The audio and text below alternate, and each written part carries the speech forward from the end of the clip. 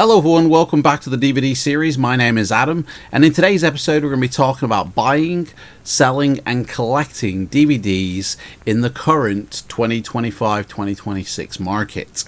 And we're going to compare it as to what it was like back when DVD first launched in the mid to late 90s. Now I'm going to split this video up into three sections. The first section will be the buying section, and then the second section will be the selling, and then the third will be the collecting. You'll be able to find out where the best places are, what are the best practices, and what to avoid to prevent yourself from wasting your money. So buying DVDs in current market share today compared to when it first launched. Well, I'd say first off, there's two trains of thought here. You've got brand new and you've got second hand. Now when DVD first launched, nothing was second hand. It was all brand new, and with any new brand new format, your prices tend to be the highest they'll ever be in that format's lifetime. So when DVD first launched, I remember buying Titanic, which was a flipper disc with no extras, for £25. Now I could go pick that up on eBay or find it in a charity shop for less than £2. So the prices have changed considerably. But let's go through a few titles and actually let's look at the actual price differences, because believe it or not, they still make DVDs of brand new titles. You can go and get Captain America Brave New World for £10 on Amazon, brand new. But when DVDs first came out, titles like this, The American President, which was a Warner Brothers release with literally nothing but a theatrical trailer on here. This is your bare bones disc release. And when this first came out, it was £20 to buy, $19.99 here in England. Now some places you probably find it for a little bit of a discount, maybe $15 or $16.99, but I remember paying $19.99 for this, which, you know, considering what you're getting, it's outrageous when in today's market. You could go pick this up brand new off Amazon for only £8. So less than half of what was paid for originally back in, like, what, 1998, 1999, something like that. 1999 it says. So considerably cheaper. I actually paid £2 for this disc off eBay, which is a great source, I think, for actual finding reliable films. Most everything I've bought off eBay has been, you know, got no scratches, is in perfect condition, and is basically like brand new. But we'll get into more of that later. Now, that's your bare bones standard release. But what about like special editions with 2, maybe 3 discs, loads of extras? Well, one such title that came out, I believe, around about 2000 is The Abyss from 20th Century Fox. This was a 2-disc special edition, and it came with 2 versions of the film on the disc.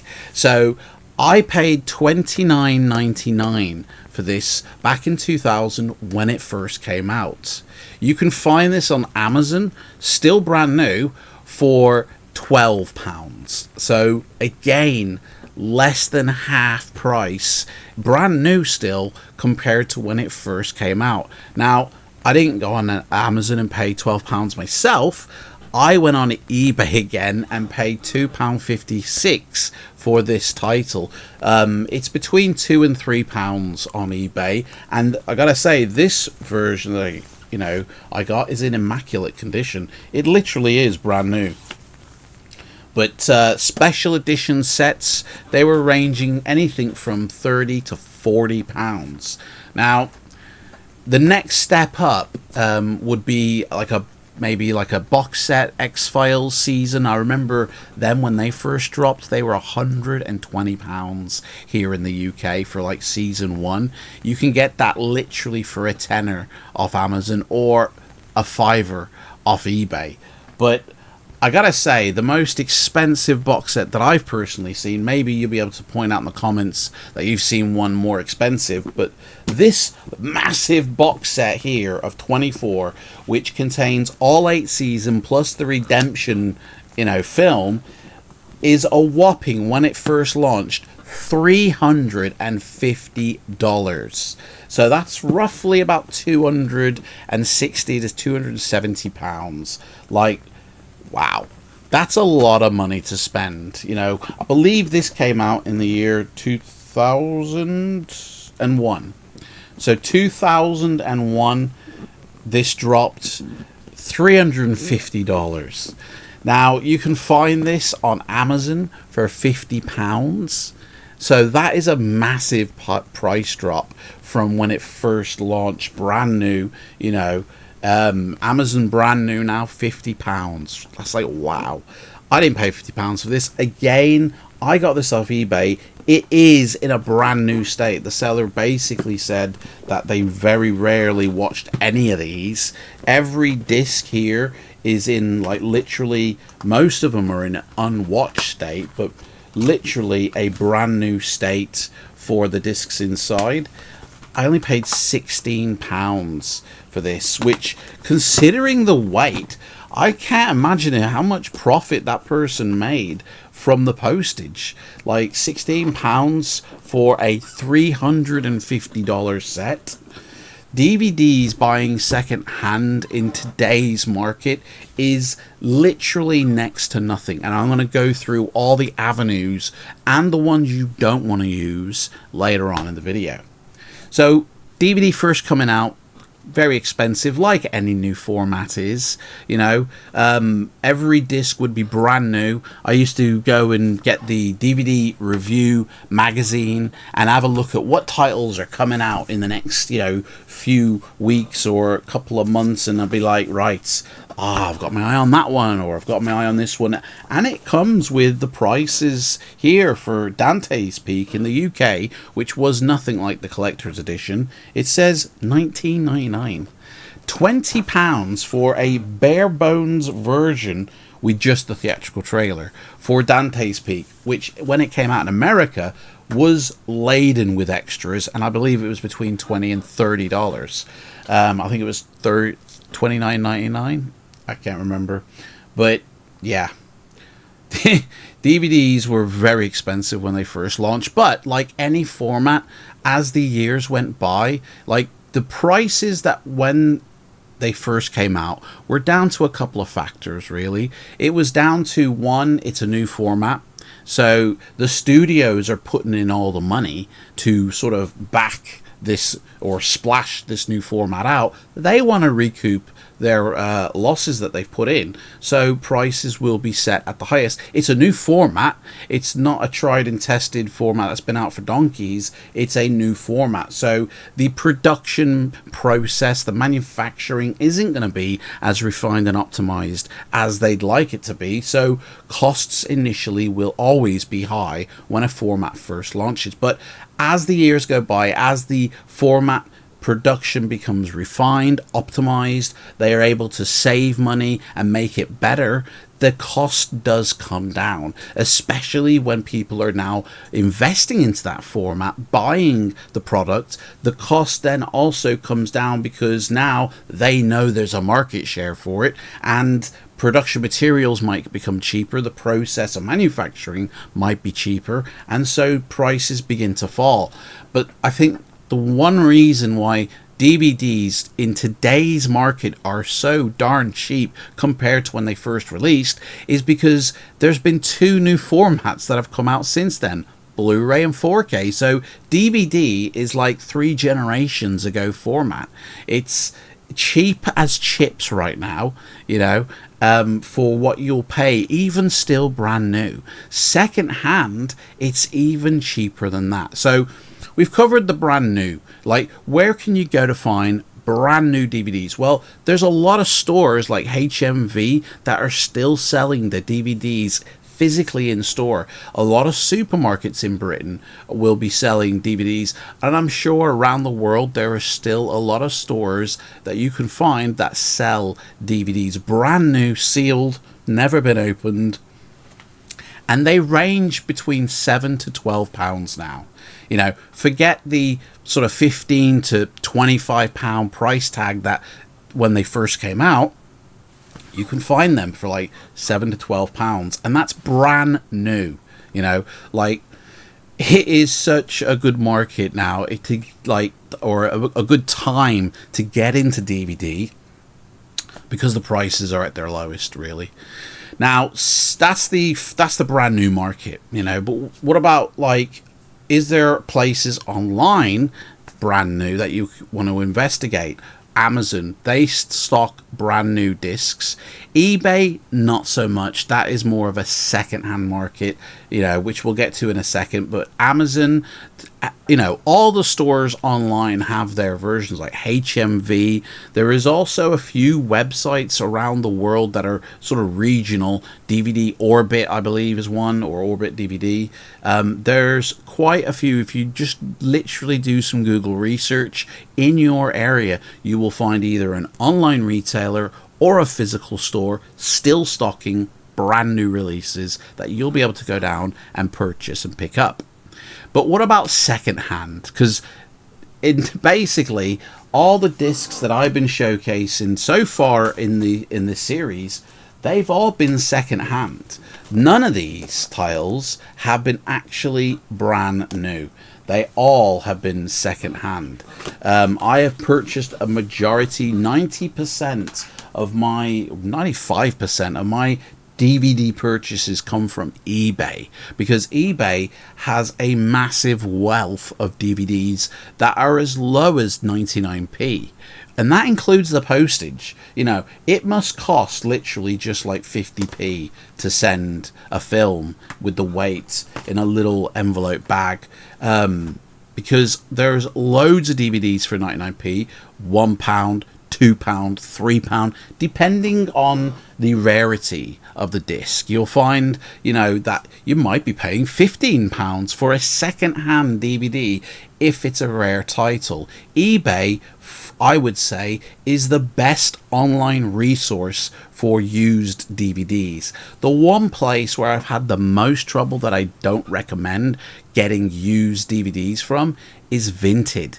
I've had so many disappointing transactions on that site. I'm sure it's a fantastic site and a lot of people have had a lot of successes, but for me personally, it doesn't have the buyer protection like eBay does. It doesn't have the options, that eBay does for a buyer to, either rate, communicate, feedback, or find out enough information about a seller like eBay does.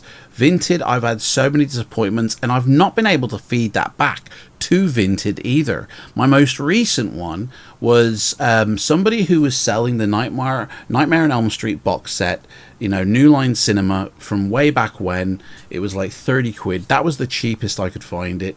I paid the money and I waited. I got no communication that they had sent it or that it's on its way. About 2 weeks later, I contacted them and said, is there any tracking info, please? And 3 days after that message, I got, hiya, yeah, all my stuff's in boxes. This particular item's been up on Vinted for 2 years. I've forgotten all about it. It's buried somewhere in a box. Can you give me another week? And I'm like, well, some communication would have been nice, like telling me this, after I bought it, like would have been a heads up, but literally you said nothing.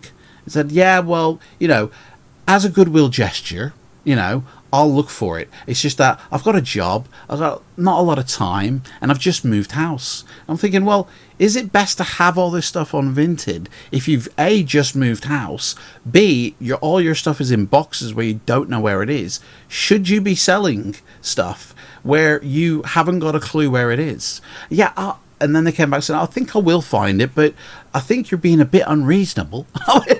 Whoa, how am I being unreasonable? I paid for something, you haven't sent it, I'm asking for it. How is that unreasonable? And I had no way of contacting Vinted for them to step in. There was an automatic process that said the buyer is asking for another week or something, which I declined because I'm like, yeah, I want you to send it, please. I paid for it. And, basically nothing happened. And it just automatically refunded me the money back because nothing had happened. They hadn't instigated a certain action, I guess. But I felt kind of hands tied behind my back, and I could not feedback anything because the transaction hadn't happened. I could now not warn other people. They had loads of stuff for sale on that website, and a lot of, in the last 6 months, automatic feedback, which means that the buyer hasn't been able to put the feedback. Vinted has just gone ahead and done it. That means probably same sort of transaction like mine failed. I just don't. Vinted, that's one example. I've had many others, but eBay, I have had 99.9 success rate. It's only when it's been lost in the mail has it been an issue. So talking about second hand now, there is absolutely nothing wrong buying second hand. Like I said, 99% of all my purchases are second-hand DVDs. In fact, I can't remember last time I bought a brand new DVD. I'm sure that time may come in the future, but literally all the purchases so far are second-hand. And the condition they come in, there are online eBay stores that have a setup, store front, and it says that they check every single disc and have a bar level of quality that they will not ship a disc out if it won't play. They won't ship a disc out if the disc is riddled with scratches. I have had a disc arrive which has had marks on it and still plays. I have yet to come across a disc that will not play in my player. That literally will skip or just go no-go. Sorry, that hasn't happened yet. I think all in all, maybe, over the last 5 years, I've probably bought about 100 DVDs secondhand on eBay, and every single one has played. And I've had very few disappointing transactions, mainly due to Royal Mail not delivering it getting lost in their network, nothing to do with eBay or the seller or even the product of the DVD. But there is absolutely nothing wrong with buying secondhand. I would say the best place to go to find a second-hand DVD is your local charity thrift sort of second-hand stores that stock DVDs. Around my area, there's loads of charity shops, and they always have DVDs, and sometimes rare titles that I've never seen anywhere.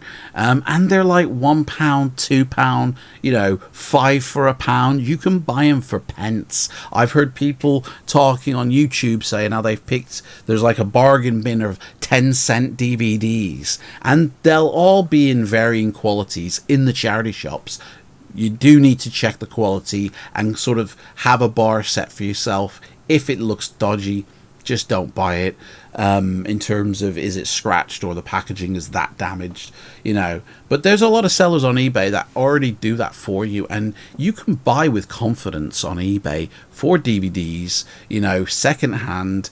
I would say definitely visit charity shops or thrift stores or whatever they're called in your local area, and you could, if you buy in bulk anywhere secondhand, you can get amazing discounts. Those eBay stores I mentioned, Magpie Music is one that I'd like to shout out because I think majority have come from them, and they actually have deals on their store on eBay where if you buy X amount, you'll only be paying X amount. You'll get a massive discount if you buy in bulk from them. So I do recommend buying in bulk.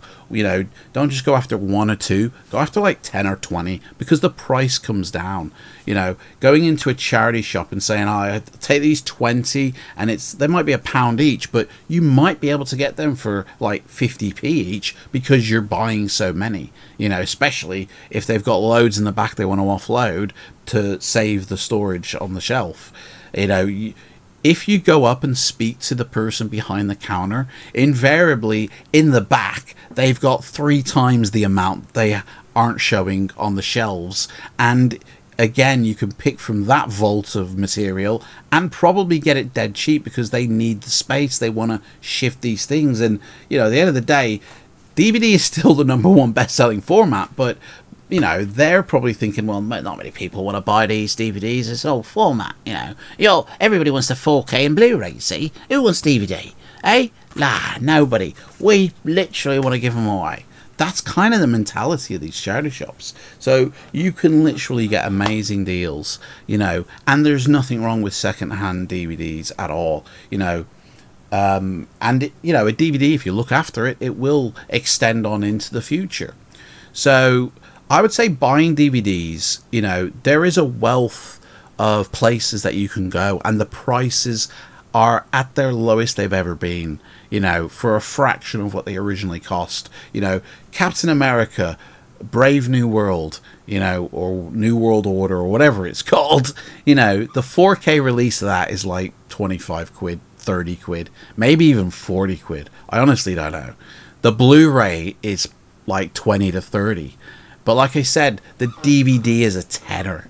And you're getting the same exact film, yes, in a reduced resolution compared to the 4K, but with the right equipment, DVDs can look like Blu-rays on a 4K telly if you have the right intermediate, you know, hardware to upscale it to 4K. It looks very nice. So DVDs are more of an option, I think, for a lot of people who don't have a lot of funds, who are economically challenged. DVDs probably are more of a perfect format for them than anyone else who's dripping with cash and wants the latest and the greatest technology. I got the latest, mate. You see this here? This hasn't been released yet. You know, them kind of people. Like, nothing wrong with that. But, right, so part 2 of this video, selling. If you're looking to get rid of your collection, like, dude, I'm sick of these things taking up so much space. I want to sell them. How can I get rid of them? You know, in all honesty, you got to have a bit of realistic, you know, slap across the face here. If you can buy these for £1 on eBay, or £2, or 10p in a, you know, thrift charity shop, your realistic expectation is you ain't selling this for a fiver or a tenner. You know, like, you gotta wake up, okay? The best way, I would say, to sell DVDs is not one at a time, is sell in bulk. Because, yes, the thinking will be for the buyer, oh, I get a discount if I buy in bulk, but you'll sell more if you sell in bulk. You sell one at a time, and people tend to cherry pick the titles, and you will still have loads left over. But if you're looking to offload the lot, you sell them in job lots, and the price can go up to a certain degree. Like, I go on eBay, I look at job lots. They're actually, they range from anything from £10 up to £100 to £200, depending on how many discs are in that job lot. You know, it's like, it's not expensive, but it's not cheap at the same time. You know, postage, because of the weight, is the majority of what you're paying for. You know, I would definitely hook in, if you're looking to sell your collection, go on Facebook, get into these local Facebook groups for films, for the format of DVD, see who's in your local area, who is buying DVDs, you know, and target them, basically. Hey, I've got like hundreds of DVDs here, mate. I'm selling them all, like 50p each or £1 each, and I've got 1,000, you know. And chances are you're going to make like 500 quid on that, which I would say is pretty good, you know. Selling DVDs, realistically, you ain't getting, like, as soon as you bought it, like, let's say this Abyss title here is the latest release. You know, I've paid, you know, what, 15 quid for it myself.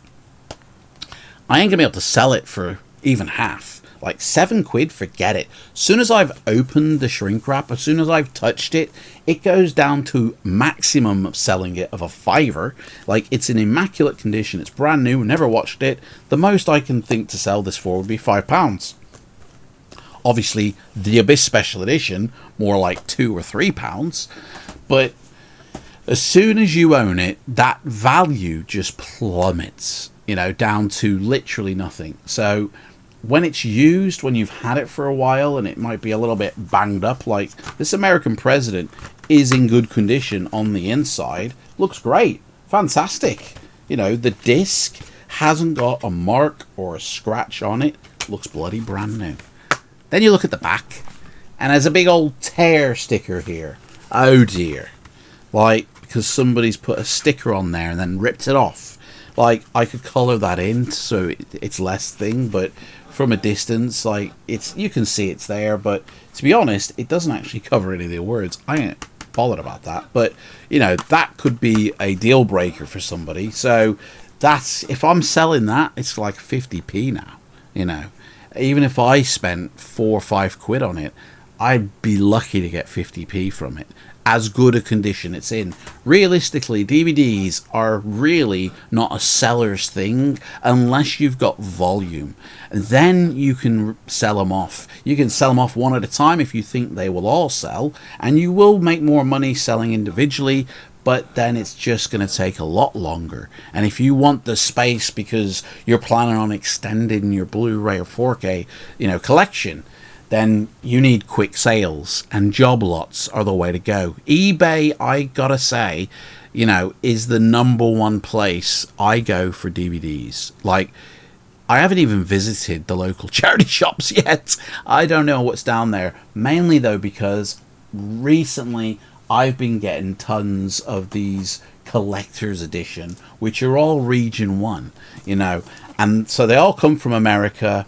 And I'm literally like 5 away from completing the set, and I ain't gonna find any of these in a charity shop in England, you know, because they're all region 1 titles. You know, some of them are really hard to find, some of them are a bit rare. I'd be lucky if I saw one. The collector's edition did not launch in the UK, but the titles did. Like, all these titles launched in the UK, but not as the collector's edition.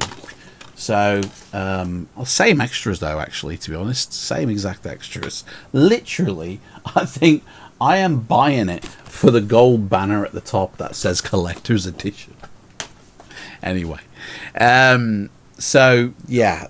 eBay, #1 place. Charity shops going. You will have more of a bargain if you're dealing face to face. If you buy online, you're dealing with postage costs. That inflates how much you pay or sell your item for. And if you're a seller, you know, selling DVDs, you've got to think about the postage of what you're sending. Yes, the buyer is going to be thinking about that too, and it's going to be incorporated in. But, you know, if you suddenly put something up for sale and then realize, oh shit, it's going to cost a lot more to send it with the postage, because, you know, it's always best to send it tracked. If you have a tracked item, you know where it is, it ain't getting lost, there is no repercussions. When you send it untracked, anything can happen, you know. Suddenly they go disappearing, and then you got to go through the old rigmarole of a refund, which, to be honest, what those that have disappeared, instant refund, never a quarrel, you know, mainly because it's only 2 or 3 quid. So there ain't much, you know, but, or they'll send out another one if they've got one. But, yeah, sending it tracked, the postage, that's the major thing with online stuff. You know, always doing it face to face. If you can find people in your local area who are looking to buy, face to face with them, you know, you might even sell more, or if you're buying, you might even buy more at a lower price. It all really depends on what the product is. If it's a rare title, if it's out of print, like, well, most DVDs now are out of print unless they're brand new, but if it's a rare one that people have been sought after, then the price will be higher. But face to face, you can haggle a bit. You can say, all right, man, give you a tenner. Yeah, I said 50 quid, mate. This is like a rare one. Go on, 20 quid, mate. 20 quid then. You know, you can sort of Del Boy it a little bit, right? So that's the selling. Obviously, when shipping, you want to make sure it's protected, send it. Also, one thing, I take them all out, but if you ever open up your DVD and you find these little sticky bits that are at the top or at the bottom, rip them out completely. They look like this, right? They're the little magnetic strips, and they're really for retail stores for anti-theft measure, but it's magnetized. It's a metal piece. I feel it just can interfere with the disc. always take them out to protect your disc. You know, they come literally almost in every one I buy. So you definitely want to remove them because, yeah, I just feel like it might damage the disc in the future, you know. So, collecting. Well, this is the beauty now of collecting. It can be anything you want it to be. You know, you can go after anything you want and pretty much, in terms of DVD, find it. There is very little in terms of mainstream movies that are, you know, hard to find, like, or not hard to find rather. Now, if you're going after more obscure stuff, then yeah, you're really gonna have to track stuff down. You know, speak to people. Oh, I knew me mate's grandmother, father, next door neighbor. You know, he had that one title. You know, that was like a B movie, Roger Corman. You know, that never got released, and he's got the only copy in existence, you know, and yeah, tracking down rarities is a lot harder, you know, but collecting, you know, I would say definitely, you know, think about what you want to collect first. You know, collecting DVDs in today's world is piss easy, you know, there's just so much there. There's so many, you know, DVD choices. I highly recommend getting an app or on paper some documentation of either A, what you've already got, but B, what you want to get. That way you know exactly what you're going for, and you're not sort of going, oh, I want that, buy that. Oh, I want that. And you're like a magpie just going after anything that you see. But if you've got a definitive list, I only want these, and stay laser focused, then you're going to get there. I use an app myself called My Movies, and I think it's a great app. It's literally lists your entire collection by scanning the barcode on the back of every DVD. It's helped me to spot a fake, you know, or homemade covers.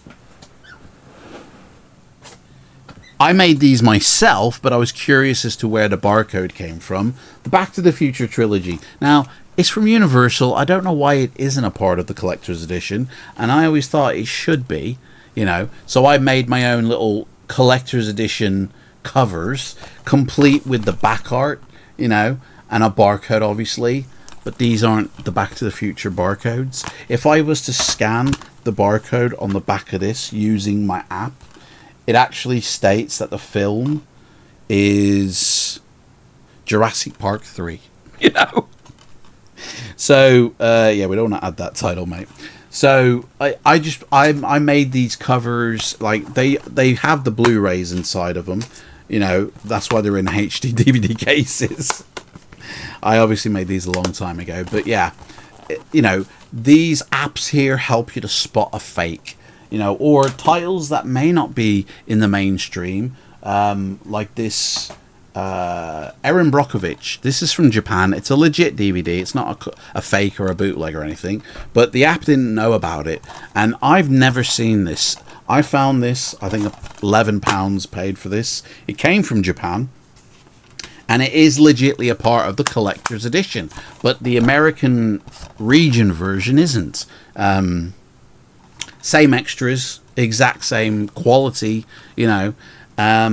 It's just, I guess in Japan they for some reason popped on the collector's edition header, which is great because it should be. There are a few other titles, I'll just say as a side note, that I felt should be in the collector's edition. It had the gold banner, but it said widescreen, but all the features on the back are exactly what you would find in a collector's edition with the spotlight on location featurette. So I'm popping that in part of the collector's edition myself. But this app here tells you everything you've got. You literally can, you know, scroll through, and if you have it already in your, you know, when you're scanning it, it will tell you and go, oh yeah, I've already got that. Oh, don't need to buy it then, I've already got it.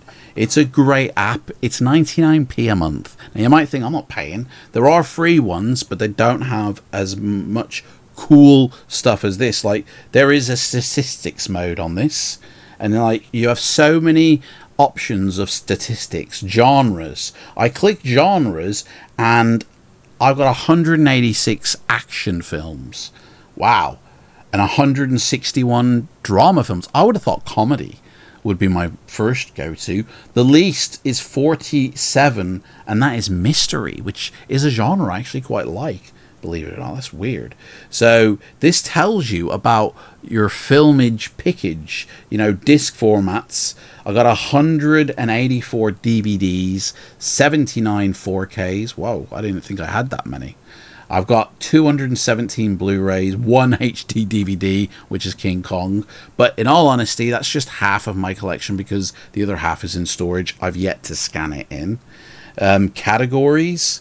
Honestly, watch hours. You can, if you add that information in, you can, you know, there's so many different statistics of, oh, I didn't realize I was into that. You know, it's pretty cool. There are other versions of this. I believe there's like a CLZ.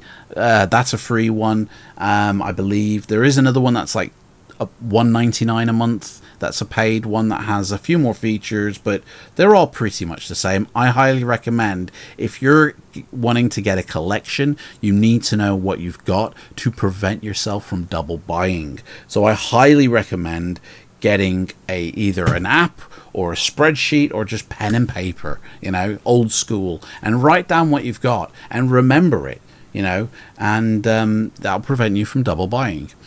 Having a collection of DVD is so easy because they're so available, you know. Like, I remember when 20th Century Fox, in this exact same package artwork, they also brought out Speed, Predator, Independence Day, all in the same kind of cardboard, open flip sort of style. Die Hard was one of them. There was like a collection of their movies that they did in this style. And in all honesty, it would make a nice little collection.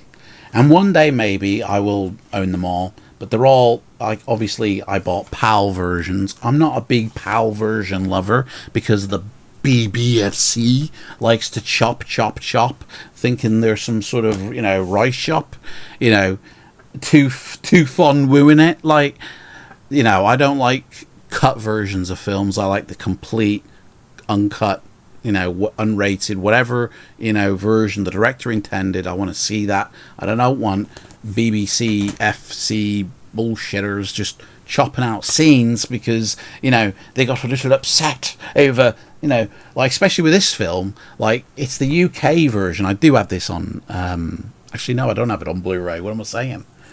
I got it on Laserdisc from Japan.